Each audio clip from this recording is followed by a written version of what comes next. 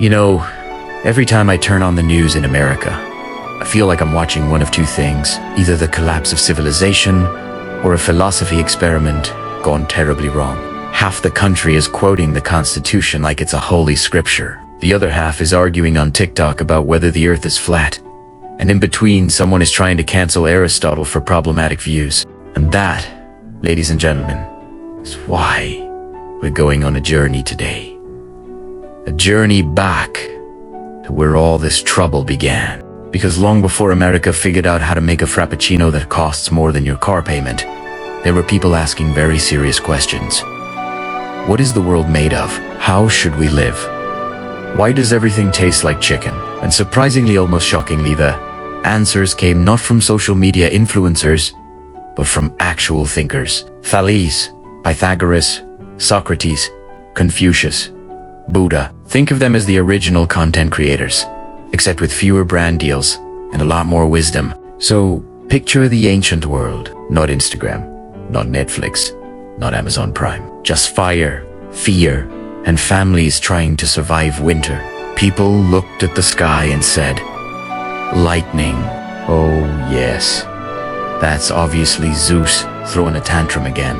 But then comes Thales of Miletus, around 624 to 546 BCE, the first man in recorded history who says, Actuigi, maybe it's not Zeus. Maybe there's a logical explanation. This is the philosophical equivalent of a toddler saying, no, I don't want milk. I want answers. Thales argues that the world is not made from the whims of gods, but from natural principles. He suggests that everything is connected, rational, understandable. And with that one thought, ladies and gentlemen, humanity took its first baby step toward science. And once that door opened, the questions started rolling out like an endless Twitter thread. What is everything made of? What is truth? How do we know what we know? And eventually, should pineapple go on pizza? Still unresolved. Next comes Pythagoras, born around 569 BC. A man so obsessed with numbers he'd probably measured his breakfast cereal before eating it. For him, the world wasn't just matter. It was mathematics, geometry.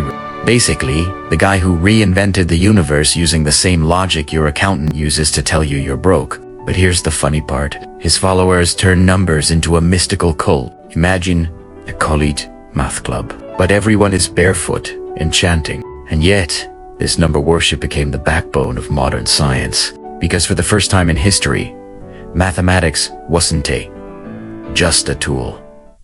It was the language of the universe. The same idea that helped NASA send astronauts to the moon, and also helped your GPS tell you to turn left, even when you clearly should have turned right. Then comes Socrates, born for 69 BCE, the man who became famous for one simple talent, asking questions until everyone around him got uncomfortable. He would walk around Athens saying things like, "So you think you know what justice is? Interesting. Let's talk." And by the end of the conversation, the poor guy would be questioning his entire existence. In America, we call this Thanksgiving dinner. Socrates never wrote anything. He was too busy being a public nuisance and making the government nervous. Eventually, they got tired of him stirring the pot and said, "Here, drink this poison." Socrates drank it calmly. Imagine a man so committed to philosophy that he turns his own execution into a TED Talk. Plato, Socrates' star student, founded the academy. Yes, the world's first school. Because even in 385 BCE, people were arguing on campus lawns. Plato believed in higher ideals. Justice, truth, beauty, not the messy versions we see on Twitter. If Plato were alive today, he'd be that professor who gives you an Amanus and says, "You could have written this in a purer form." His ideas shaped Western thought for centuries, influencing everything from Christian theology to American political idealism. Even the founding fathers were secretly Plato fanboys. Aristotle, Plato student arrives. Like the most serious scholar you've ever met, he studied everything. Biology, ethics, politics, poetry, meteorology. He even studied why pickles taste the way they do. This man was the ancient equivalent of Google. Ask him anything.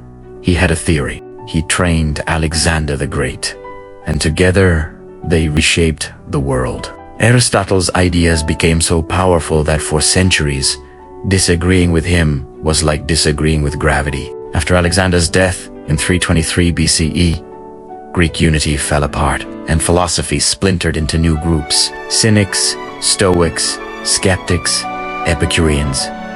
Basically every personality type on Twitter, but the Romans, practical people that they were, only liked Stoicism. Philosophy that says life is chaos, emotions are unstable, control what you can. In other words, ancient therapy. Meanwhile, in China, long before America invented self-help books, Confucius 551 BCE was teaching respect, tradition, morality, not cosmic questions, but societal ones. How do we behave? How do we build harmony?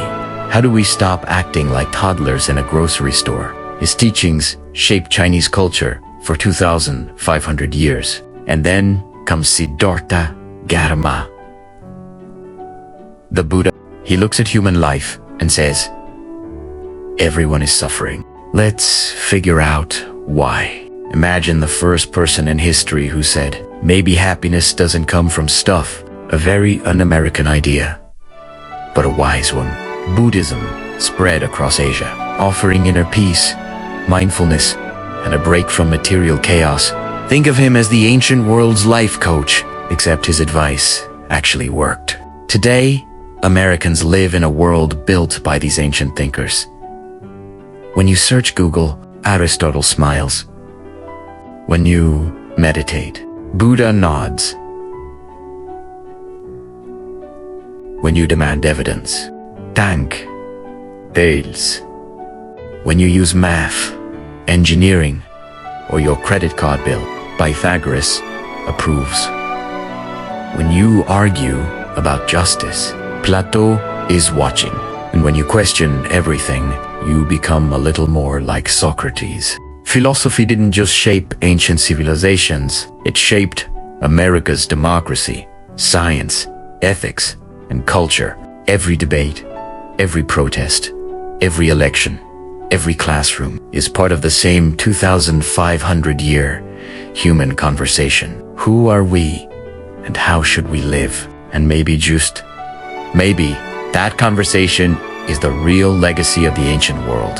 Because the day we stop asking questions is the day we stop being human.